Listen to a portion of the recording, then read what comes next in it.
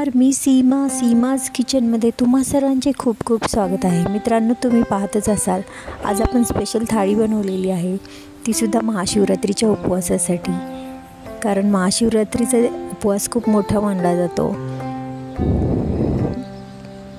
त्यासाठीच आज आपण आपल्या थाळीमध्ये बनवलेले आहे दह्याची कढी, साबुदाणा खिचडी, फ्रूट कस्टर्ड आहे, साबुदाण्याची खीर आहे, साबुदाण्याच्या पुऱ्या आहेत, बटाट्याची भाजी आहे. तसेच या थाळीमध्ये अजून एक स्पेशल पदार्थ असणार आहे, तो म्हणजे आपण महाशिवरात्रीला स्पेशल असं खाल्ली जाणारी कवटाची बर्फी. त्याचबरोबर तोंडी लावण्यासाठी थोडेसे वेपर्स या थाळीमध्ये ठेवलेले आहेत. चला तर मग आपण या थाळीतील जे स्पेशल पदार्थ आहेत ते आपण बनवूयात. शिवाय कवटाची बर्फी जी बनवली त्याची रेसिपी लिंक मी तुमच्यासोबत शेअर करते, ती जरूर पहा. आता आपण सुरुवातीला इथे 1 वाटी हा साबुदाणा घेतलेला आहे. गॅसची आच मध्यम ठेवून आपण सुरुवातीला भाजून घेऊया.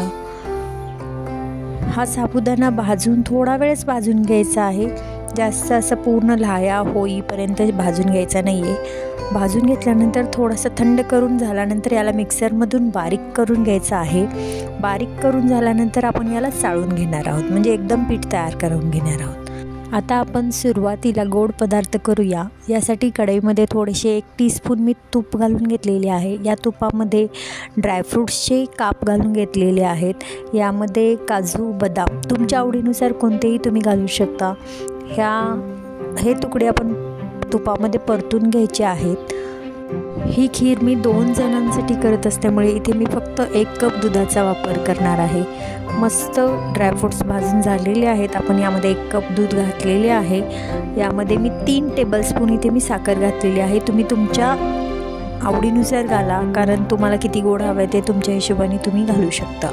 त्याचबरोबर इथे मी भिजवलेला साबुदाणा घेतलेला आहे आणि तो या दुधामध्ये घालून घेतलेला आहे. आता ही खीर जशी उकळत येईल तशी ते याला घट्टसरपणा जाणवत येईल, कारण साबुदाणा यामध्ये शिजला जाईल. पहा, खीर उकळत आहे. साबुदाणाची खीर अगदी घट्टसर होते आहे. ही खीर चवीला खूप छान लागते आणि अगदी पटकन होते. आता आपली दुसरी रेसिपी असणार आहे, आपण इथे बटाट्याची भाजी बनवून घेत आहोत उपवासाची. ज्या आपण पुऱ्या बनवणार आहोत त्याच्यासोबत खाण्यासाठी ही भाजी असणार आहे. त्यासाठी मी तेल घातलेले आहे. तेलामध्ये 1 टीस्पून जिरे घातलेत, कढीपत्ता घातला आहे आणि बारीक चिरलेली मिरचीसुद्धा घालून घेतलेली आहे. आणि त्यामध्येच आपण हा थोडासा बटाटा परतून घेत आहोत. चवीनुसार मीठ घालून घेतलेले आहे. हे असंच आपल्याला परतून घ्यायचं आहे. आणि 1 टेबलस्पून यामध्ये मी शेंगदाण्याचे कूट घालून घेतलेले आहे. मी इथे बारीक चिरलेली कोथिंबीर थोडी घातलेली आहे. जर तुमच्याकडे उपवासाला चालत असेल तर तुम्ही घाला. त्याचबरोबर आपण खोवलेले खोबरे थोडेसे यावरती टाकून घेतलेले आहे. खूप छान लागते भाजी. थोडा वेळ झाकून ठेवूया आणि बंद करूया गॅस. आता आपण आपला तिसरा पदार्थ म्हणजे फ्रूट कस्टर्ड करत आहोत. यासाठी कस्टर्डसाठी इथे मी 1 कप दूध घेतलेले आहे. यामध्ये मी 2 टेबलस्पून साखर घालून घेतलेली आहे. त्याचबरोबर हे पहा, मी इथे साबुदाण्याचे हे पीठ तयार केले होते. इथे 1 टीस्पून घेतलेले आहे आणि यामध्ये ह्या एका वाटीमध्ये आपण दूध घालून हे ज्या पद्धतीने आपण कॉर्नफ्लोअरचं मिश्रण करतो, या कस्टर्डचं मिश्रण करतो, त्याच पद्धतीने इथे मी साबुदाण्याच्या पिठाचे मिश्रण केले. यामध्येच 1 टीस्पून इथे कस्टर्डला खूप छान चव यावी यासाठी मी व्हॅनिला एसेन्स 1 थेंब घातलेला आहे. आता हे दूध तुम्ही पाहत असाल, या दुधाला उकळी आली त्यानंतर आपण हे जे साबुदाणा पीठ मिक्स करून घेतलेले आहे ते या दुधामध्ये घालून घ्यायचं आहे. कंटिन्यूज म्हणजे सतत हलवत राहून हे आपल्याला शिजवून घ्यायचं आहे. तुम्ही पाहतच असाल, दूध जसं उकळेल तसं हे घट्टसर होत चाललेलं आहे. म्हणजे ज्या पद्धतीने आपण कस्टर्ड पावडर बनवून जसं कस्टर्ड बनवतो त्याच पद्धतीने हे सुद्धा साबुदाण्याचे पीठ वापरल्यामुळे खूप घट्टसरपणा येतो. आपण आता असेच यामध्ये थोडेसे इथे मी केसर घातलेले दूध घातलेले आहे, याला कलर येण्यासाठी. आता आपण हे असेच उकळवून थंड होण्यासाठी ठेवून द्यायचं आहे. थोडा वेळ फ्रीजमध्ये ठेवून द्या. याच्यावरती साई येण्याची शक्यता असते, म्हणून थोडंसं तुम्ही एकदम एकजीव होण्यासाठी 1 वेळ फक्त मिक्सरच्या पल्स मोडवर फिरवून घेऊन जर फ्रूटमध्ये मिक्स केलं तर खूपच छान. आता हे तयार झालेलं आहे, आपण थंड होण्यासाठी ठेवून देऊ. याचा कलरसुद्धा खूप छान आलेला आहे. आता आपण गॅस बंद केला. हे थंड झाल्यानंतर पहा, कन्सिस्टन्सी अगदी कस्टर्डसारखीच आहे. फ्रूट्स कापलेले आहेत. मी यामध्ये ॲपल घातलेत आणि थोडेसे ग्रेप्स आहेत. आता यावरती हे मी जे कस्टर्ड बनवले ते थोडेसे मिक्सरवर फिरवून घेतलेले आहे. तुम्हीसुद्धा फिरवून घ्या. मिक्सरमधून फिरवून घेतल्यानंतर तुम्ही पाहू शकता याची कन्सिस्टन्सी अगदी एकसारखी झालेली आहे. त्यामुळे कस्टर्ड दिसायलासुद्धा खूप छान दिसते आणि चवीलासुद्धा खूप छान लागते. भन्नाट अशी रेसिपी आहे, तुम्हीसुद्धा करून पहा. आता आपल्या थाळीमधील पुढचा पदार्थ असणार आहे साबुदाण्याच्या पुऱ्या. यासाठी मी एक बटाटा किसून घेतलेला आहे. मध्यम आकाराचा बटाटा आहे. यामध्ये आपण हिरवी मिरची बारीक चिरलेली घालून घेतलेली आहे. एक चिमटभर अशी मी इथे जिरे पावडर वापरलेली आहे.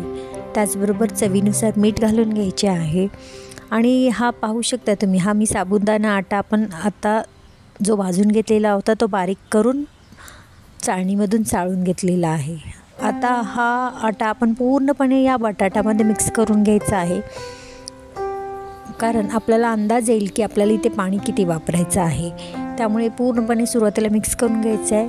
तुमच्याकडे कोथिंबीर जर वापरायची असेल उपवासामध्ये तर तुम्ही घालू शकता. इथे मी थोडीशी घातलेली आहे. आता आपण थोडेसे पाणी असं शिंपडत हे पीठ मळून घ्यायचे आहे. थोडंसं याला पाणी जास्त लागतं सुरुवातीला, कारण साबुदाण्याचं पीठ वापरलेलं आहे आपण. कारण साबुदाण्याचे पीठ जसजसे भिजेल तसतसे हे फुलले जाईल, म्हणून सुरुवातीला इथे थोडंसं आपल्याला पाणी टाकून अंदाजानुसार मळून घ्यायचं आहे. आता हे पीठ पूर्णपणे मळून झालेलं आहे. आता थोडेसे अजून पाणी घालते.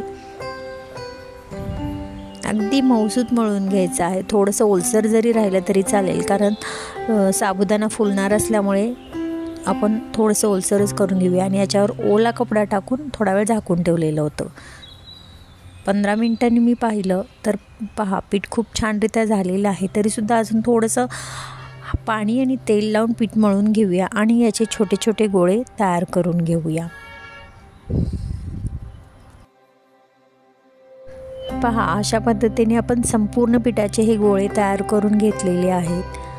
आणि मी ते पोळपाटाला सुरुवातीला तेल लावून घेतले. यावरती एक प्लास्टिकचा कागद घातलेला आहे, त्यालासुद्धा तेल लावून घेतले. शिवाय जे लाटणं होतं त्यालासुद्धा तेल लावून घेतलेलं आहे. आता आपण या ज्या पुऱ्या आहेत त्या तेलावर लाटून घेत आहोत. तुम्ही इथे जो साबुदाण्याची आपण पिठी तयार केली होती ते पीठ लावूनसुद्धा तुम्ही या पुऱ्या करू शकता. आणि सर्वात गोल आणि छान होण्यासाठी इथे मी वाटीचा आकाराने कापून घेतलेल्या आहेत, एकसारख्या पुऱ्या दिसतील यासाठी. अशा पद्धतीने मी सर्व पुऱ्या करून घेते. मी तुम्हाला तेलाच्या दाखवल्या, आता मी पीठ लावूनसुद्धा दाखवते. खूप छान आणि पटपट अशा पुऱ्या तयार होतात. थोड्याशा जाडसरच ठेवायच्यात, म्हणजे त्या छान फुलल्या जातात. पूर्ण पुऱ्या लाटून झाले, तेलसुद्धा गरम केलेलंच आहे. आता या पुऱ्या दोन्ही साईडनी मध्यम आचेवर असं तेल उडवत तळून घ्यायच्या आहेत. या पुऱ्या तळल्यानंतर आहे तशाच राहतात. खूप छान अशा लागतात चवीला, कारण या जरी तुम्ही नुसत्याच खाल्लात तरीसुद्धा चवीला लागतात. कारण यामध्ये आपण मिरची पावडर, जिरे पावडर सर्व वापरलेले असल्यामुळे नुसत्याच जरी खाल्ल्यात तरीसुद्धा खूप छान आहेत. अशा पद्धतीने मी इथे सर्व पुऱ्या तळून घेते आहे.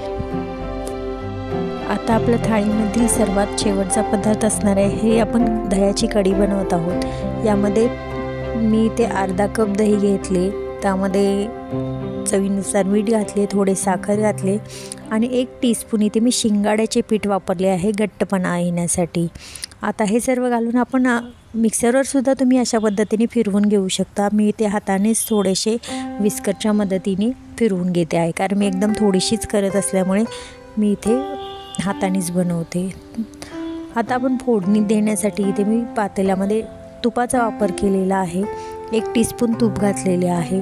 यामध्येच आपण अर्धा टीस्पून जिरे घातले, थोडीशी कढीपत्त्याचे पाने आणि मिरची बारीक चिरून घेतलेली आहे.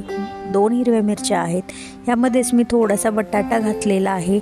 बटाटा तुम्हाला जर आवडत असेल तर घाला, नाहीतर नाही घातला तरीसुद्धा चालेल. आता आपण जे मिश्रण तयार करून घेतले ते इथे घालून घेऊया. तुमच्या अंदाजानुसार तुम्ही इथे पाणी घालू शकता. जसजसं उकळत येईल तसतसं या कढीला घट्टपणा जाणवेल. पहा, आपली कढी तयार झालेली आहे. एकदम घट्टसर कढी आपल्याला करायची नाही आहे, त्यामुळे मी गॅस बंद करते आहे, कारण थंड झाल्यानंतर ते अजून घट्ट होईल. जवळपास सर्व पदार्थ आपल्या थाळीमधील झालेले आहेत. खिचडीसुद्धा ऑलरेडी तयार केलेली आहे मी, पण खिचडी इथे मी दाखवलेली नाही आहे. ऑलरेडी त्याची रेसिपी मी शेअर केलेली आहे, त्याची लिंक मी तुमच्यासोबत शेअर करते, ती तुम्ही जरूर पहा.